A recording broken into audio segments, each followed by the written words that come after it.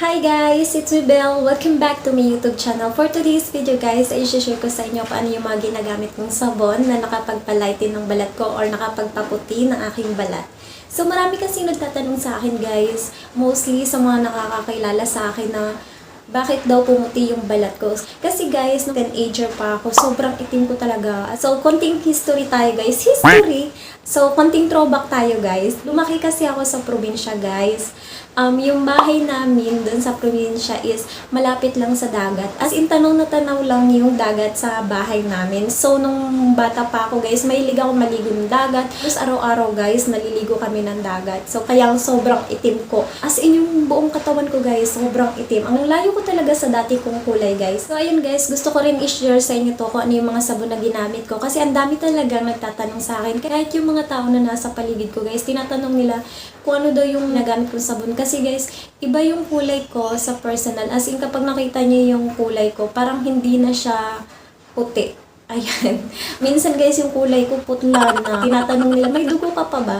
Ayan, may time na ganun yung kulay ko guys, na kulay putla. So ayun guys, hindi ko napapatagalin. 3 sabon lang po yung ginamit ko. Una kong ginamit guys, as in kauna-unahan kong ginamit, is itong Selka.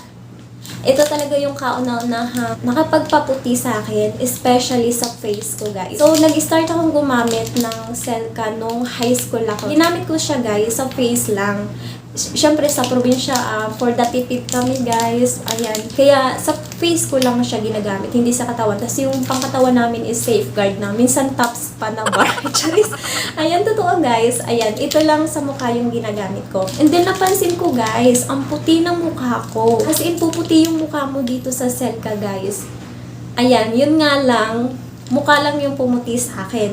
Yung buong katawan, itim, pero yung mukha ko, maputi. Kaya ang ginawa ko guys, high school pa lang ako, ginamit ko na siya buong kong katawan. As in guys, yung Selka na ito, hinahati-hati ko pa nung high school ako. Sobrang tipid ko talaga nun sa sabon. And then hanggang sa graduate na ako ng high school. Nung college naman ako guys, nauso yung Kojic. Ayan, nauso yung Kojic guys, which is, ito yung ginamit kong Kojic guys. Yan. Actually, isa na lang kasi yung dalawa na gamit ko na. Ito naman yung next kong ginamit. Nung first year college ako guys. Hindi pa ako nun kaputian ha. Ano pa lang. Yung tama lang yung color ko. Hindi mo masasabing maitim ako. When I tried Kojic to my face guys, sobrang hapde. Hindi kaya ng face ko yung Kojic soap. Kaya ang ginawa ko guys, Selka sa face ko and then Kojic sa buong kong katawan. Kasi marami nagsasabi na pumunti daw sila sa Kojic kasi nauso ng Kojic. Uso pa nga yung lotion na Kojic nito guys. Kapag bumibili ako guys ng Kojic na sabon, sinasamahan ko ng lotion kasi sobrang makadry guys yung Kojic. Pansinin nyo guys, kapag sinabon nyo yung Kojic sa katawan nyo, malakas siya makadry. Kaya kailangan nyo ng lotion kapag nagko-Kojic kayo.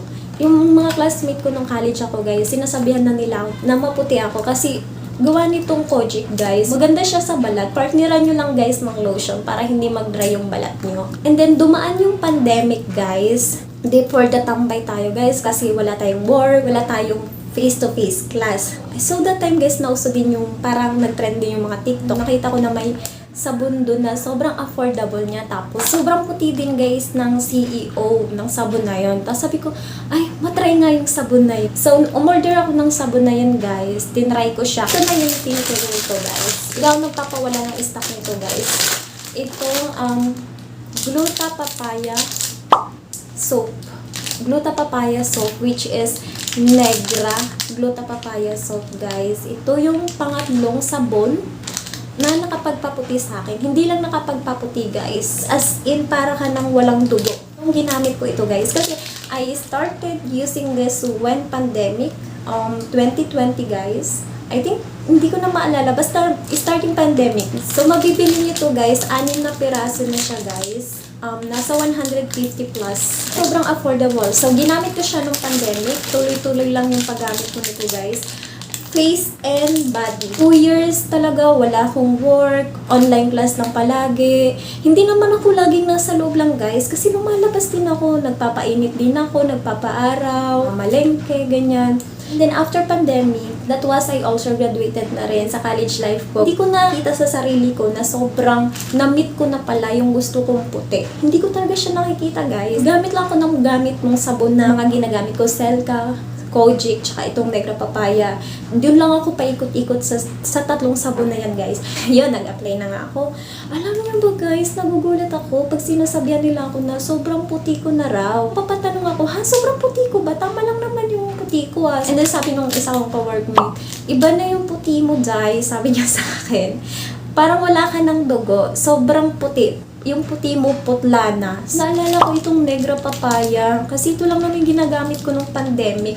Favorite ko siyang gamitin, guys, kasi affordable. Wala naman ako ibang ginagamit, guys, na sabon. Ito lang talaga, tsaka yung Kojic at tsaka Selka. Nung pandemic kasi, guys, madalang na akong bumili ng Kojic at tsaka ng Selka. Dito na talaga umiikot yung sabon ko nung pandemic, guys. Pero nung natapos na nung pandemic, tsaka na rin naulit yung paggamit ko ng Kojic at tsaka ng Selka. Kasi yung Selka, guys, sinahanap ng face ko. Sabi sa nila, bakit ka pumuti? Sabi ko, hindi ko din alam eh. Sabi ko ganon. Sinasagot ko na lang, siguro sa mga product na ginagamit ko. Mostly dito, guys, sa mga comment section ng mga ina-upload ko, madami nagtatanong, guys, kung ano daw yung ginagamit kong sabon sa face and also sa body. Ito lang naman yung ginagamit ko, guys, sa aking katawan and face. Ito lang, guys. Walang halong biro, guys. Gumagamit ako ng ibang brand na pampaputi para itry kung maganda, pero nai-stop ko rin agad. Hindi siya tumatagal, guys. Ginamit ko sila mga 2 linggo lang. Hindi ko na inuulit, guys. Kasi nahanap ng katawan ko at ng face ko itong tatlong to. Dito ako pumuti, I swear. Kung may ginamit man ako na product, hindi yun umaabot, guys, ng 1 buwan. Mga 2 linggo or 1 linggo lang. Then I stop. Kasi iba yung hinahanap ng skin ko. Especially sa face ko. Ayan, ito, guys, nagagamit ko siya sa face. Except itong Kojic, hindi ko siya magamit sa face kasi mahapde. Pangatawan ko lang siya talaga. Ang ayoko lang, guys, sa 2 to is mabilis matunaw. Pero ito, guys, sobrang tagal ito matunaw, guys. Kaya siguro daw ako pumuti kasi nagpapaturok ako ng glutathione. No, never ako nagpaturok ng glutathione, guys. Hindi pa ako mayaman. Pasabon-sabon na ako, tsaka pa-lotion-lotion, guys. Kung wala akong stock nitong Negra Papaya, guys, kasi online ko pa siya in-order. I use Kojic, tapos Selka for my face. Basta dito lang umikot yung skincare ko, guys. Pagdating sa sabon, dito kasi ako, guys, pumuti. Dito naglighten yung balat ko. Never ako nagpaturok, guys. Ito lang talaga. And then, sabayan yun ng lotion. Tapos, dapat consistent kayo, guys. Ito talaga yung sobrang nagpaputi sa akin, guys. Itong Negra Papaya. Kasi, pandemic ko ginamit halos 2 years. Tapos, nung nag-work na ako, guys, ang dami nagsasabi na iba daw yung kulay ko. As in, para daw akong walang dugo. Kasi may time talaga, guys, na putlain talaga ako. Ayan, sobrang puti mo na nga, tapos mamumutla ka pa, edi para nang walang dugo. Ito talaga, guys, yung sobrang nagpalighten ng aking balat. Itong Negra Papaya, kaya hindi ito mawala-wala sa akin. Hindi talaga ako nagpapaubos ng stock nito. Mabilis nga lang siya matunaw, pero worth it naman siyang gamitin. So, yun lang, guys. Sana ay nasagot ko yung mga tanong nyo kung anong gamit kong sabon. And I'm contented na, guys, sa aking kulay ng balat. Okay lang na umitim ako. Kasi alam ko na hiram lang tong color ko, guys. Kasi maitim naman talaga ako, guys. Taga-probinsya kasi ako. Ayan, sobrang itim ko nung kabataan ko. Kaya pag uwi ako ng probinsya, umiitim ulit ako. Pero kapag lumuluwas ulit ako ng syudad, ayan, pumuputi ulit ako. Kasi I do have maintenance, which is the Kojic, Selka, and Negra Papaya na talagang kaya niyang bawiin yung kulay ko na puti. Kasi alam ko sa sarili ko, guys, na dyan talaga ako pumuti sa 3 sabon na yan na shinare ko sa inyo.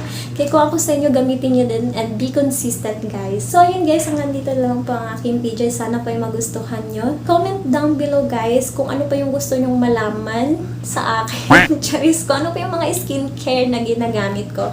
Comment down below lang, guys. And sasagutin ko yan. Hanggang dito na lang, guys. Don't forget to like, comment, share, and subscribe. And please don't forget to click the bell all para lagi kayong ma-notify sa aking mga latest na video. Thank you for watching, guys. Bye-bye!